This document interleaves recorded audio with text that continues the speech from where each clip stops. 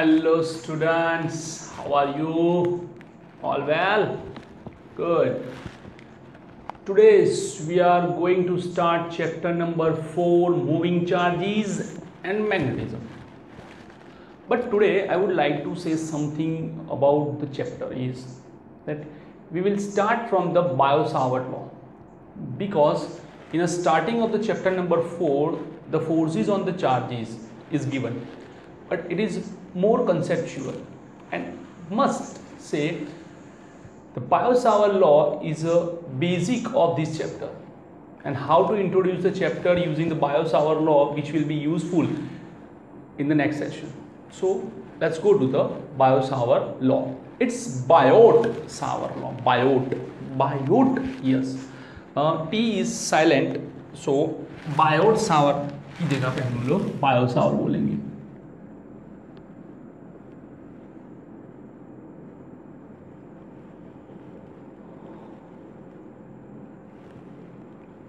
Biot-Savart law. सबसे पहले ये लॉ कैसे बना और क्यों बना वो देखते हैं. उसके लिए हमें जाना पड़ेगा ऑस्टर्स ऑब्जर्वेशन. ऑस्टर्ड नाम तो सुना होगा आपने. It is a conducting rod. Conducting rod is connected with battery and one की. Okay. Now this is magnetic compass and it is its needle. Okay. अब ध्यान से देखो.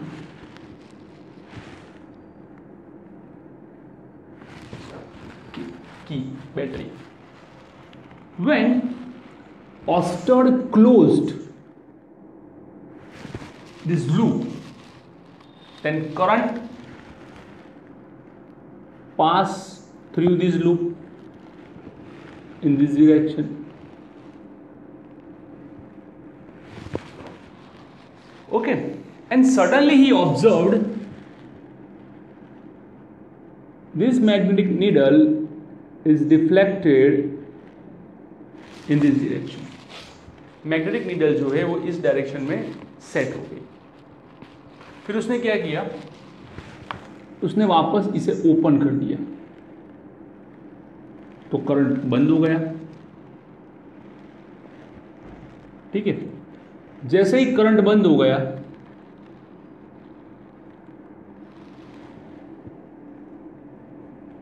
ये वापस से ऐसे ही आ गई जो पहले पोजीशन थी. Okay. It set in is previous position. अब वापस से जब ये की क्लोज की उसने तो वापस से करंट शुरू हुआ.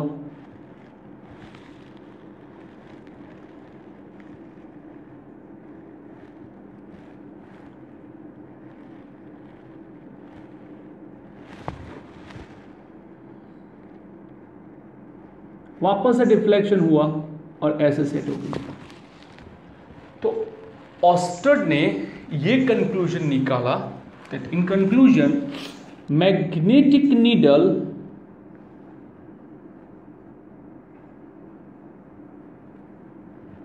deflects in presence of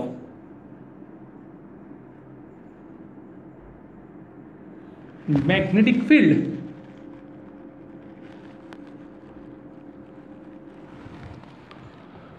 कि भाई मैग्नेटिक नीडल तभी डिफ्लेक्ट करेगी जब उसके सराउंड में मैग्नेटिक फील्ड होगा. तो उसको ये पता लगा कि ये जो रॉड है वो रॉड कहीं ना कहीं मैग्नेटिक फील्ड अपने अराउंड क्रिएट करता होना चाहिए, तभी ये मैग्नेटिक कंपास रिफ्लेक्ट करती है. और डेफिनेटली तभी वो करता होगा जब उसमें से करंट पास होता होगा, क्योंकि जैसे वो की ओपन कर देता है ये बंद हो जाता है. डिफ्लेक्शन वापस से जो पुराना होता है वो सेट हो जाता है. जैसे ही की को क्लोज करता है ये कंपास ऐसे सेट हो जाता है. तो मतलब कहीं ना कहीं ये रिफ्लेक्शन रहता है कि भाई कोई है, ठीक है, जो इस मैग्नेटिक नीडल को डिफ्लेक्ट करता है. कुछ है ऐसा खास. और उसके बाद with in 2 months Biot-Savart law बाहर आया. उस लॉ के मुताबिक आपको ध्यान देना है कि भाई ये कुछ एक नॉन यूनिफॉर्म कंडक्टिंग वायर लेते हैं, non uniform conducting wire like this. Okay, current की जो डायरेक्शन है वो कुछ ऐसे अरेंज करते हैं लाइक दिस, ये रही।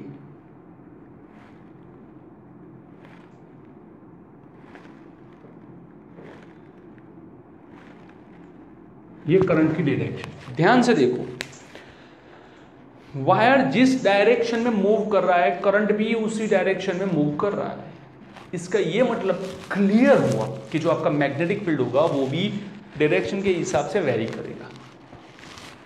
अभी हम कुछ चैप्टर 1 में जाते हैं कि कूलम्ब्स लॉ में क्या था एग्जैक्टली। कूलम्ब्स लॉ के बाद जो फील्ड आया तो कैपिटल क्यू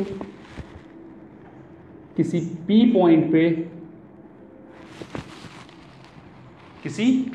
पे कैपिटल क्यू मतलब कि चार्ज, किसी P पॉइंट पे उसमें मुझे magnetic field electric field find करना है। तो formula is 1/4πε0 q divide by this distance is r square. Simple. अगर वेक्टर फॉर्म डाले तो 1/4πε0 q divide by r square into r character. अब व्हाट इज q? यहां पे q मतलब क्या है? तो q इज ओरिजिन। q का मतलब होता है ओरिजिन। ओके, यहां पे मुझे q सिंपल मिल रहा था, यहां पे तो हर एक डायरेक्शन पे अलग अलग मिलेगा। तो मैं क्या करूंगा, एक टेंजेंट ड्रॉ करूंगा।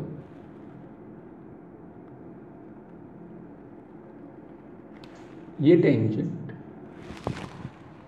ओके, इस टेंजेंट के हिसाब से होता है आइडियल। मुझे कोई इस पॉइंट पे फाइंड करना है, सपोज कोई पॉइंट P है। आइडियल और उस डायरेक्शन के बीच का एंगल थीटा है, इसे हम डिस्टेंस r बोलेंगे। आइडियल और r के बीच का एंगल थीटा है। ओके, तो भी ध्यान से देखो और समझो।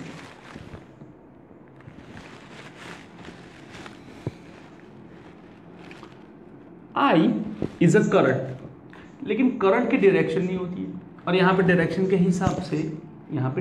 हिसाब से मैग्नेटिक फील्ड वेरी करता है। तो अगर करंट की डायरेक्शन नहीं है तो डायरेक्शन किसकी? तो उन्होंने क्या किया, एक छोटा सा एलिमेंट यूज किया। ये एलिमेंट छोटा सा एलिमेंट जिसे हम बोलते हैं आइडियल। ठीक है, ideal is known as current element. And how to take it?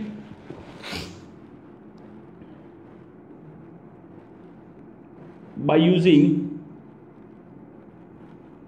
Tangent का यूज करके हम इसको ले सकते हैं। ओके, तो यहां पे जो सिंपल बात है कि भाई E इज 1/4πε0 q/r²। सिंपल है कि अगर पूरे वायर का जो मैग्नेटिक फील्ड है वो B है तो इस छोटे एलिमेंट का होगा dB। μ0/4π ideal divide by r square. Sir ये μ0 क्या है? जैसे ε0 is a permittivity for electric field, permittivity for electric charge, electric field. Similarly μ0 is a permeability for magnetic, तो ये तो सिंपल इक्वेशन हुआ लाइक दिस। अगर मुझे नीचे वाला इक्वेशन लिखना है कि वेक्टर फॉर्म में, तो मुझे यहाँ पे r कैरेट मेंशन करना पड़ेगा। But the problem is this कि यहाँ पे ये जो पूरा सेटअप है वो पूरे का पूरा सेटअप जो है वो स्केलर है, पूरे का पूरा सेटअप स्केलर है, जबकि यहाँ पे एक जो है वो वेक्टर लेके बैठा है। जब यहाँ पे वेक्टर डिनोट करोगे तो इसे आप निग्लेक्ट नहीं कर सकते। तो आप क्या करोगे, यहाँ पे आइडियल को वेक्टर फॉर्म करोगे। अभी हमारे पास दो रास्ते हैं, एक P है एक Q है, एक P है एक Q है। अगर उसके बीच में डॉट रखूंगा तो मेरा लास्ट जो फाइनल आंसर होगा वो स्केलर होगा। Chapter number 6 11 standard. अगर क्रॉस रखूंगा तो मुझे वेक्टर मिलेगा। तो मुझे एग्जैक्टली कौन सा चाहिए, वेक्टर फॉर्म चाहिए। तो वेक्टर फॉर्म मुझे क्या करना पड़ेगा, मुझे यहाँ पे इसको क्रॉस करना पड़ेगा। Ideal cross r caret by r²। चलो नीचे ध्यान से देखो, μ0/4 pi ideal by r², r caret it's vector r अपन मैग्नीट्यूड r, वेक्टर r अपन मैग्नीट्यूड r। ठीक है, ये सब निकाल दो, इसकी जरूरत नहीं है।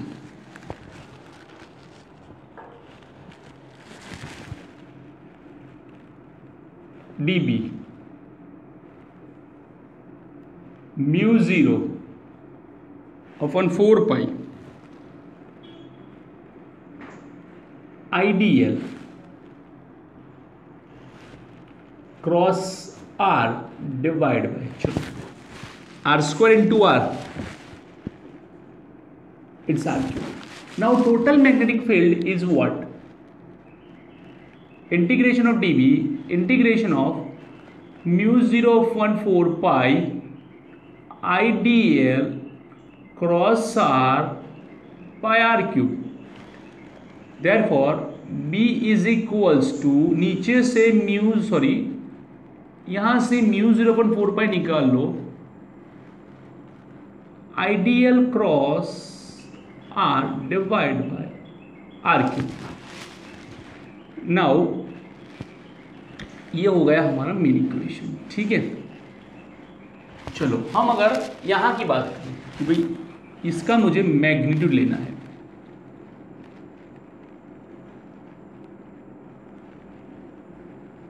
मैग्नीट्यूड, तो dB μ0/4 pi ideal r sine theta divide by r³। 1r cancel, it is μ0/4 pi ideal sine theta by r²।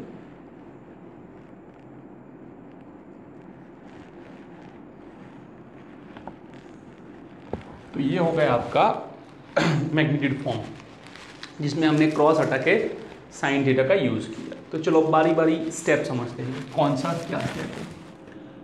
तो ये है dB, सिंपल B रखो, एक काम करो, B is what? B is magnetic field. Unit of B is Tesla. Tesla मतलब Newton पर ampere into metre. कैसे आता है वो बाद में आपको दिखाता हूं।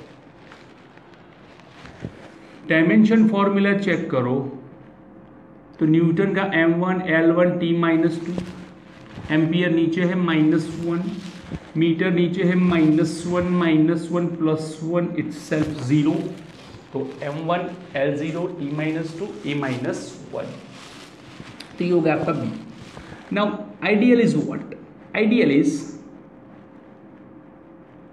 करंट एलिमेंट, ऑलरेडी यहां पे मेंशन है, R is the distance from wire to point। Okay, अब बारी आती है μ0/4 पाई की,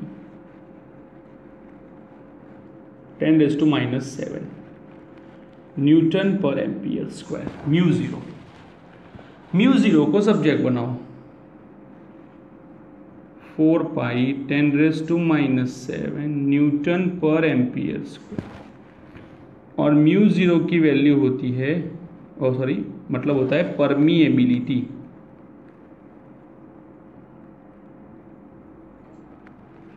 of vacuum, permeability of vacuum, और इसका डायमेंशन फॉर्मूला होता है m1 L1 T-2 for Newton and ampere for -2, double 1 double 2 double 1 double 2। तो ये है कुछ कंसेप्ट जो आपको ध्यान से देखने हैं, समझने हैं, रखने हैं, ठीक है। तो चलो आगे बढ़ते हैं, फटाफट ये नोट डाउन कर दो, चलो फिर डायरेक्शन में जाते हैं।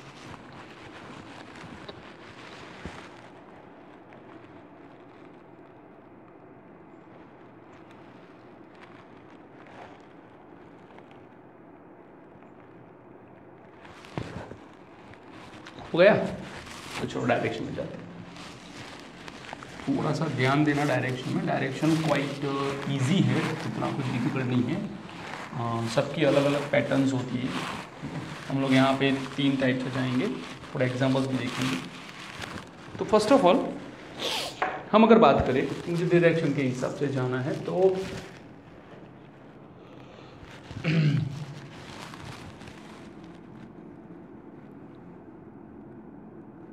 to find direction, okay, number 1 screw method। Screw method में आपको करना क्या है वो ध्यान से। स्क्रू मेथड में आपको ये करना है, अगर आप आइडियल पे हो और आपको डायरेक्शन फाइंड करनी है, तो स्क्रू को आपको घुमाना है। अब आप स्क्रू 2 टाइप से घुमा सकते हो, या तो क्लॉकवाइज या तो एंटी क्लॉकवाइज। सपोज सॉरी,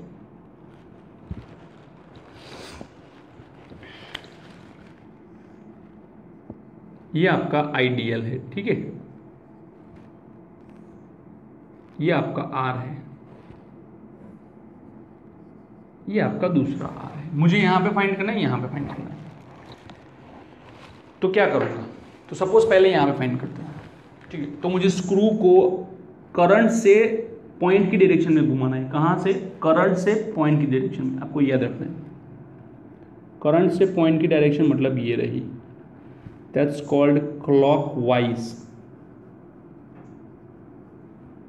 इसे क्लॉकवाइज डायरेक्शन बोलते हैं। क्लॉकवाइज डायरेक्शन में जब स्क्रू को घुमा रहे हो, स्क्रू को घुमा रहे हो, स्क्रू को घुमा रहे हो, तो स्क्रू कहां जाएगा? अंदर की ओर। कहां जाएगा? अंदर की ओर। ये इनवर्ड डायरेक्शन। याद रखना, इनवर्ड के लिए आपको क्रॉस मेंशन किया है। क्रॉस मतलब रॉन्ग नहीं, क्रॉस मतलब इनवर्ड डायरेक्शन, ठीक है। सिमिलरली अगर यहां पे आओगे, अब देखोगे ध्यान से कि मुझे यहां पे इस डायरेक्शन में घुमाना है, ठीक है, तो दैट इज एंटी क्लॉकवाइज। और एंटी क्लॉकवाइज अगर घुमाओगे तो स्क्रू बाहर की ओर आएगा। डॉट। ओके, तो ये आपके पास पहली पैटर्न है, स्क्रू का रूल, ठीक है। अगर स्क्रू के रूल के हिसाब से यहाँ पे देखने जाओ तो dot dot dot dot dot dot dot dot dot dot, ये तो inward direction.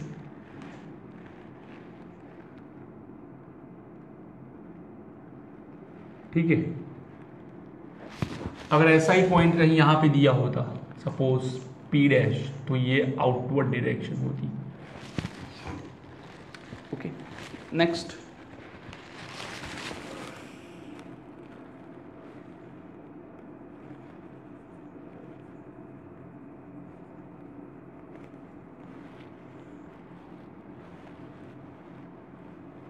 Right hand rule. Right hand rule का मतलब क्या होता है कि आपका जो राइट हैंड का जो थंब है उसे आपको करंट की डायरेक्शन में रखना है, ऐसे, ठीक है। फिर आपको अपना हाथ की जो उंगलियां है उसे कहीं से भी, ठीक है, पी की ओर लानी है, मतलब कि पॉइंट की ओर। सपोज इस चीज़ की ओर बात करते हैं, यहाँ पे करंट इस डायरेक्शन में, सपोज ऐसे ही मान लेते हैं, ठीक है, और यहाँ पे ये पी है। तो अगर ये करंट की डायरेक्शन है क्रॉस और ये सीधा नीचे है, तो अगर मुझे यहाँ से पी पे जाना है तो कैसे जाऊँगा? ऐसे, यहाँ से अंदर की ओर। सर बाहर नहीं आ सकते? हाँ आ सकते, देखो बाहर भी आ रहा है, लेकिन करंट नीचे हो तब। करंट कहाँ है? ऊपर। आपका हाथ फिक्स हो जाता है, आप मूव नहीं कर सकते। यहाँ से आपको ऐसे जाना, like this, inward, inward direction. यहां पे देखो इनवर्ड, आउटवर्ड, ये अंगूठा जो है करंट का वो चेंज नहीं होना चाहिए, वो नीचे की ओर नहीं जाना चाहिए। इनवर्ड यहां से घूम के आउटवर्ड। सर्कुलर फॉर्म में मैग्नेटिक फील्ड होता है, सर्कुलर फॉर्म में लाइक दिस, कंटिन्यूस। ओके, एक साइड से अंदर है, एक साइड से बाहर आता है। तो राइट हैंड थंब का रूल है कि आप एग्जैक्टली हैंड को कैसे किस हिसाब से अरेंज करवाते हो, क्लियर? तो वो ध्यान रखना है। और जो थर्ड लॉ है वो कोई लॉ नहीं है बट बाय कैलकुलेशन है।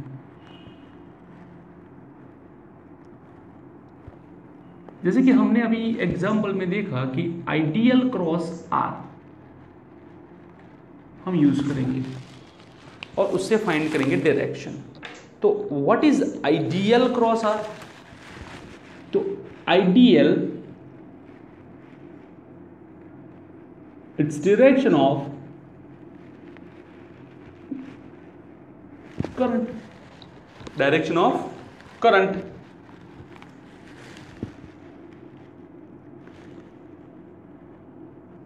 इन वायर ये जो आर है, आर इट्स डायरेक्शन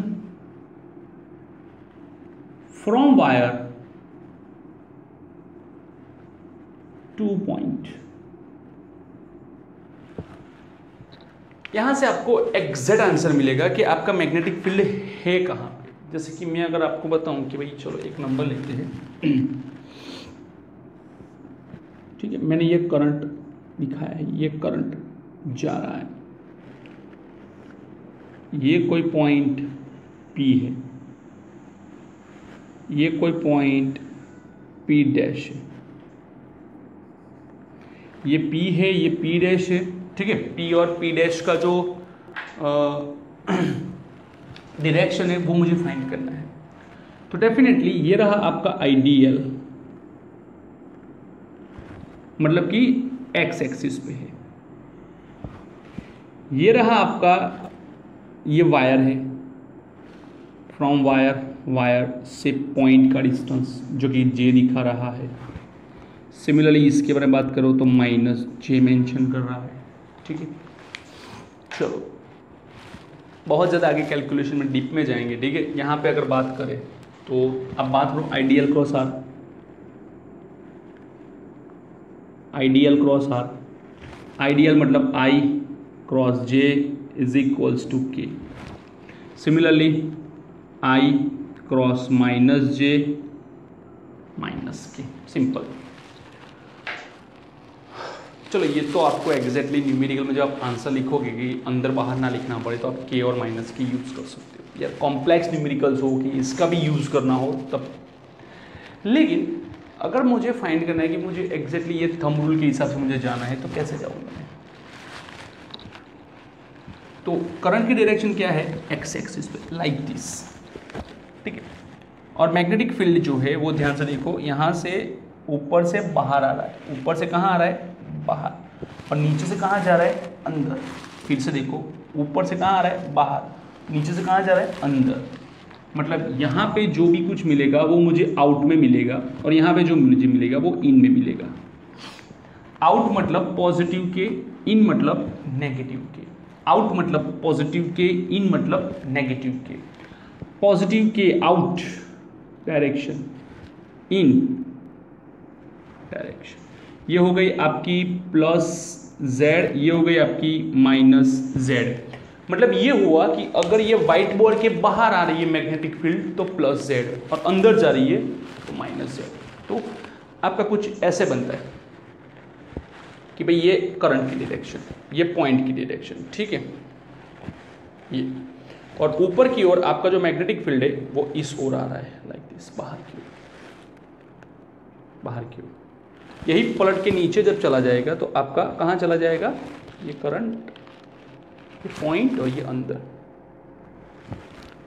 बाहर, अंदर। तो मैग्नेटिक फील्ड है ऐसे रोटेट करेगा, लाइक दिस, सर्कुलर फॉर्म में। लेट्स गो, एक और एग्जांपल देखते हैं कि सेकंड नंबर,